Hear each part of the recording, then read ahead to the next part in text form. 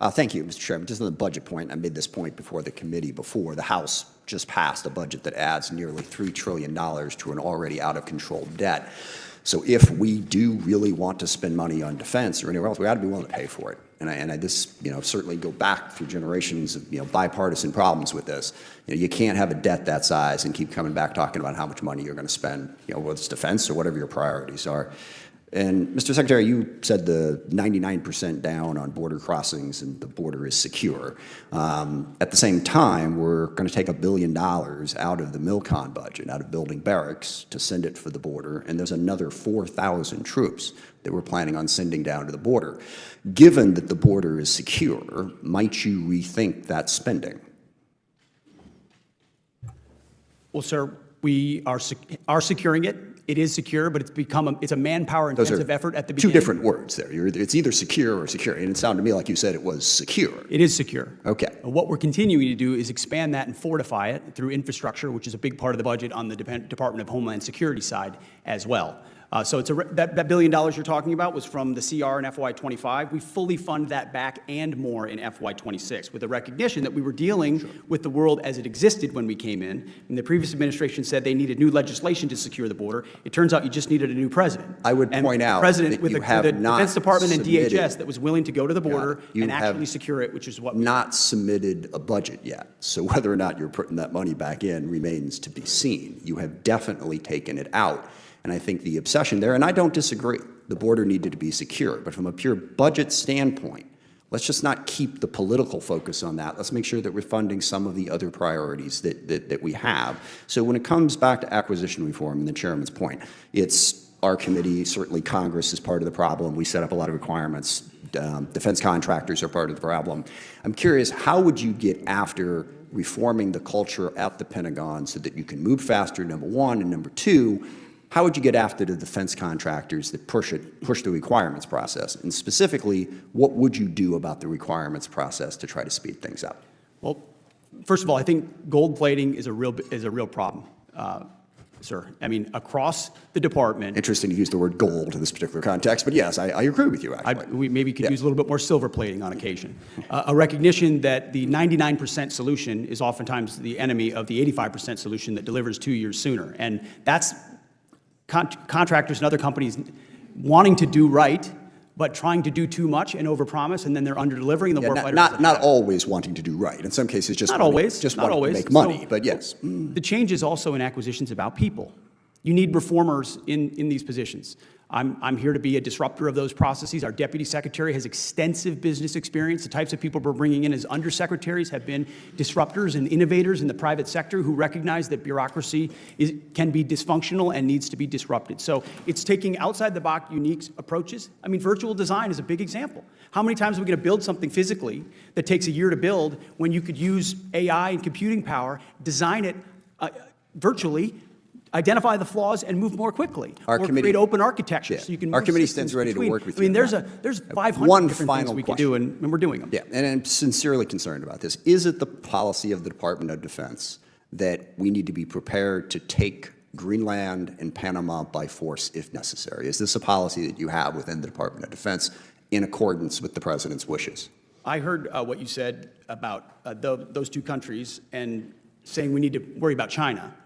Well, we are worried about China. That wasn't my concern. China's malign influence in Panama. I was concerned with us China has control of the using military force to take another sovereign country's territory. We should pay attention to that. Right. So Panama is very key terrain that we've focused on, and we've been willing to focus so we on, should as take it, is Greenland. We should take it by military force. They're important. I'm not going to argue with that. The Arctic is I'm arguing arguing with using our military to take it by force. Our job at the DOD is to have plans. Do you have a plan for that?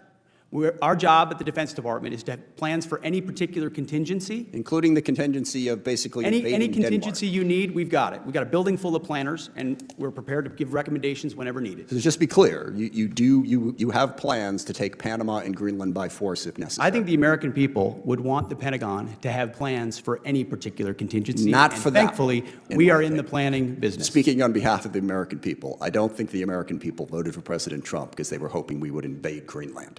I'm going to go out on a limb on that one. I yield back. What you just witnessed wasn't just a tense exchange. It was Adam Smith doing what far too few members of Congress are willing to do when a defense secretary walks into the room armed with political talking points, cut through the performance, and demand real answers. This is a hearing where the stakes go beyond budgets and borders. It's about credibility, oversight, and whether the Department of Defense is drifting into a world where outlandish scenarios and presidential fantasies are treated as legitimate policy. Adam Smith's opening point sets the tone.